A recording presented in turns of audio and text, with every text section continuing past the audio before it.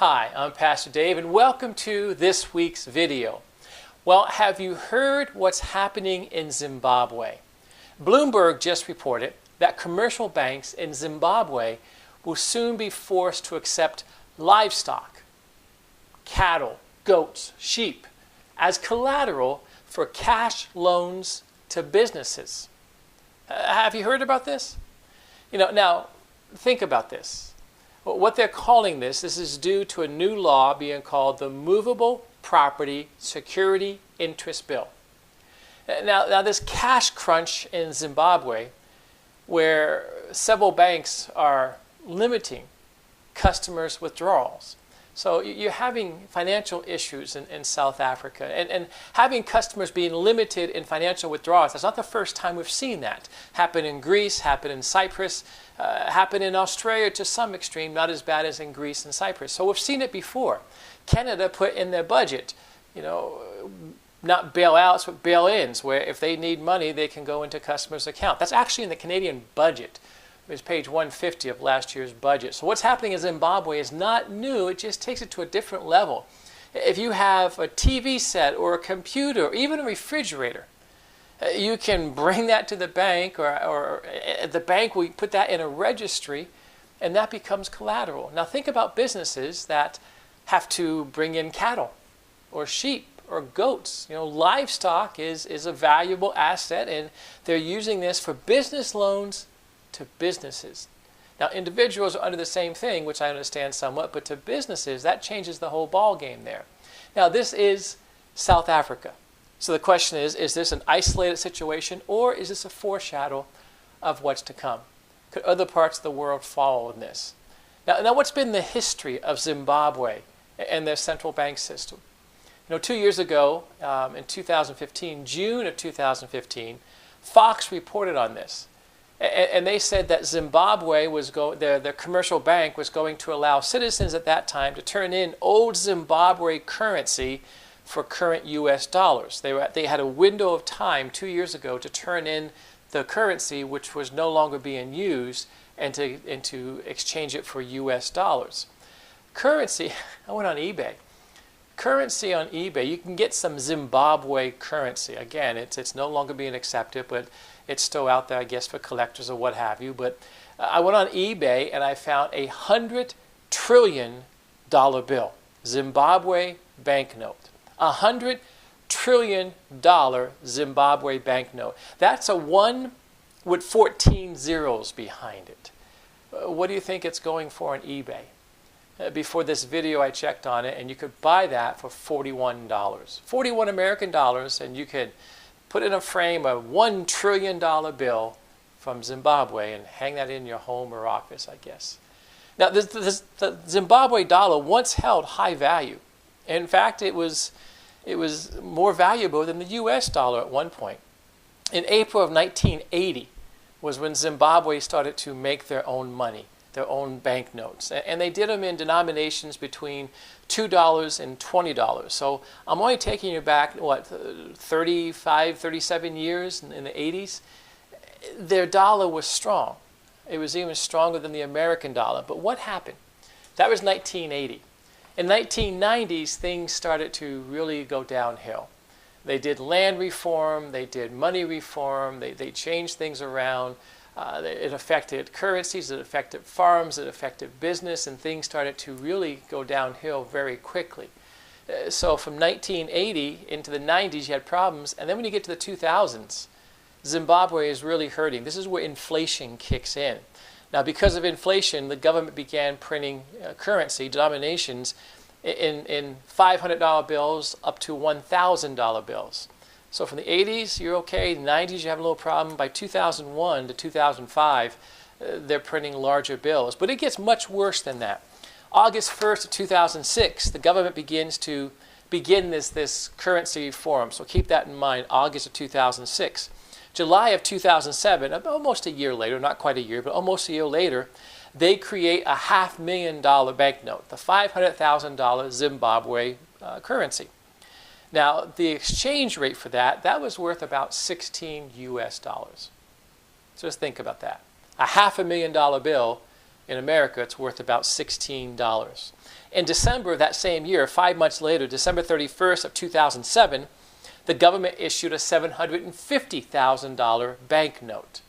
$750,000 banknote. Now, why are they doing this in such large numbers?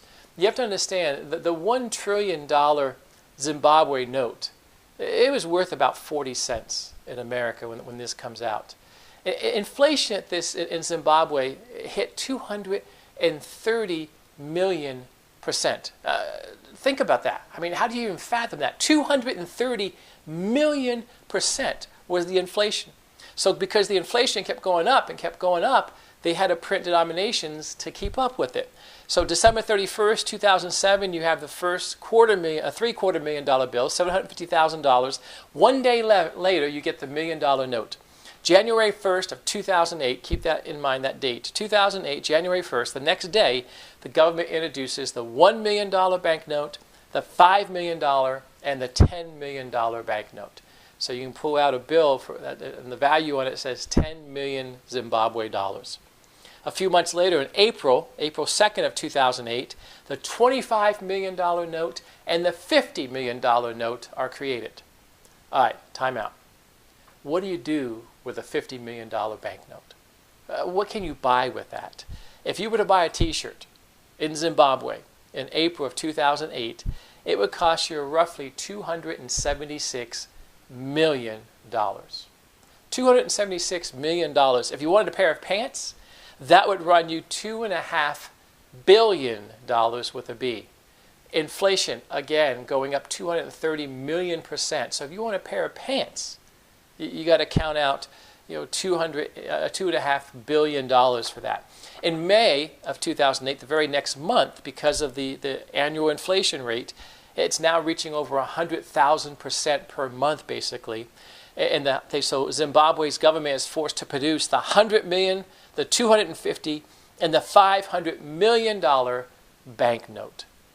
Now again, it's worth dollars, just a few dollars in American money. But you can see inflation, what's happening, it's costing you something.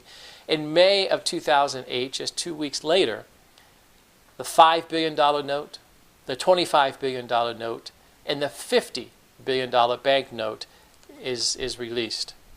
Billions. So in January of 2008, you have millions. In May of 2008, you have billions.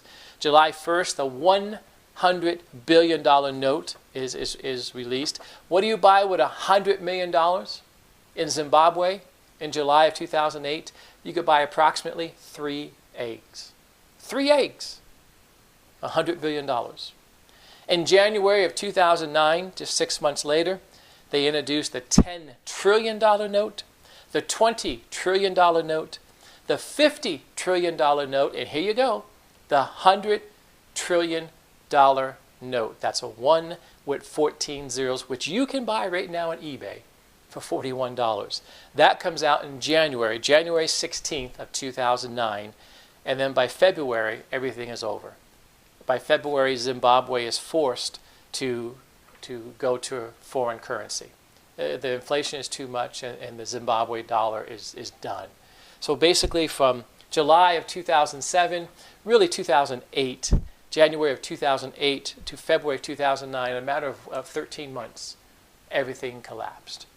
So now when you look at that, again, was this just Zimbabwe? Now you go from there, from the money collapsing to today, if businesses are going to borrow money from the central bank in Zimbabwe, you've got to bring your cattle in, or your goats, or your sheep, or your TV, or whatever asset you may have.